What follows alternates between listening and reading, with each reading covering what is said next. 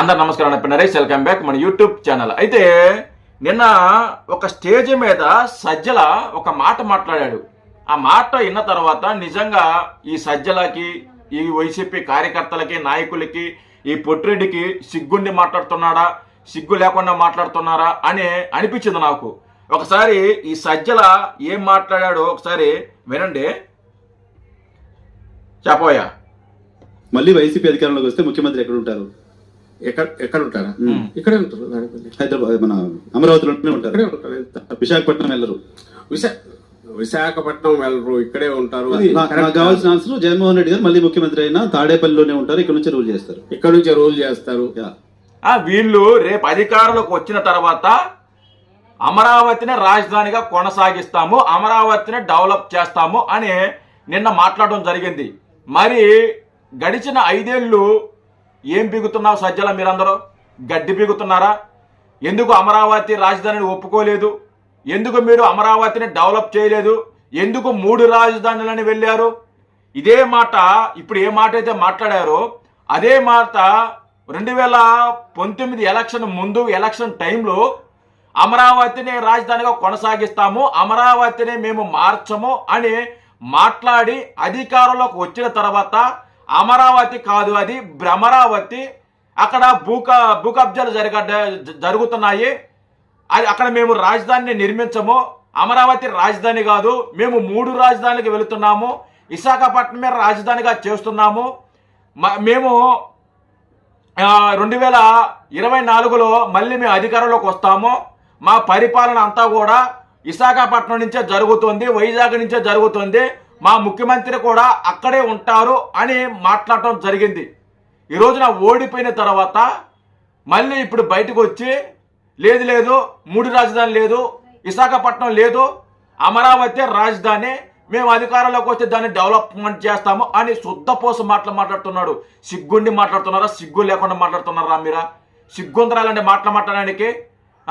ఇలాంటి మాట్లాడాలి సిగ్గుందా మీకు? ఇదే మాట సజ్జల, మీకు దమ్ముంటే ప్రజల మధ్యలోకి వెళ్ళి ఇదే మాట మాట్లాడండి. రేపు మళ్ళీ మేము అధికారంలోకి వస్తే అమరావతిని రాజధానిగా కొనసాగిస్తాము అని మాట్లాడి చూడు. నీ మీద చొప్పులు పడపోతే అప్పుడు నడుగు, మిమ్మల్ని చొప్పులు తీసుకొని కొట్టపోతే అప్పుడు నడుగు, చొప్పు తీసుకొని తరమపోతే నడుగు. ఎవరిని మగ్గిపెట్టడానికి, ఎవరికి సోపేస్తున్నారు మీరు? మళ్ళీ మీరు అధికారంలోకి రావడానికి మళ్ళీ ప్రజల్ని మీరు మోసం చేయాల్సిన ప్రయత్నమే కదా ఇది. ప్రజలు నమ్ముతారా? అరే మీరు ఇప్పుడు మేము అధికారంలోకి వస్తే మేము రాజధానిని కొనసాగిస్తాము, అమరావతిని మాట్లాడుతున్నారు. గతంలో అధికారంలో ఉన్నప్పుడు మీరు ఎందుకురా అమరావతిని డెవలప్ చేయలేదు? అమరావతిని ఎందుకురా మీరు రాజధానిగా ప్రకటించలేదు? ఎందుకురా అమరావతిని రాజధానిగా మీరు చూడలేదు అని ప్రజలు అడుగుతారు కదా, ప్రజలు ఆలోచిస్తారు కదా. కనీసం ఇంగితం ఉండే మాట్లాడుతున్నావా, ఇంగితం లేకుండా మాట్లాడుతున్నావా? సజ్జల బుద్ధి ఉందా నీకు అసలుగా? మీరు వెళ్ళండి, మీరు వెళ్ళి రాజధాని అమరావతి, రేపు మేము గెలిచిన తర్వాత మేము అధికారంలోకి వస్తే అమరావతిని రాజధాని కొనసాగిస్తామని పోయి మాట్లాడి చూడవయ్యా, తెలుస్తుంది.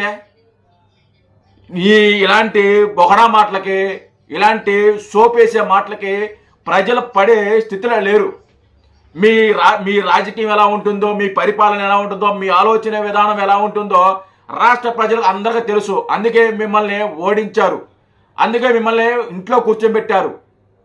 మళ్ళీ ఏదో ఒక ముచ్చట తీసుకొచ్చి ఏదో ఒక అంటే సోపేసి ప్రజలు మోసం చేసి ఏదో ఒకటి చేయాలి, ఏదో మళ్ళీ మన అధికారంలోకి రావాలి, మేము అధికారంలోకి వచ్చిన తర్వాత మళ్ళీ మాట మారుస్తారు వీళ్ళు. అధికారంలోకి రారనుకో అది వేరే విషయం, వస్తే మళ్ళీ మాట మార్చేస్తారు వీళ్ళు. వీళ్ళని నమ్మే స్థితిలో రాష్ట్ర ప్రజలు లేరు. వీళ్ళని ఎవరు నమ్మరండి, వీళ్ళని నమ్మరు. ఇలాంటి శుద్ధపోస మాటలు ఎన్ని మాట్లాడినా మళ్ళీ రాబోయే ఎలక్షన్లో కూడా వీళ్ళని తరిమి కొడతారు గ్యారెంటీగా. ఇలాంటి శుద్ధపోస మాటలో, ఇలాంటి పనికి మాలిన మాటలు మాట్లాడుకుంటుంటే మంచిది. సజ్జల, జై హింద్.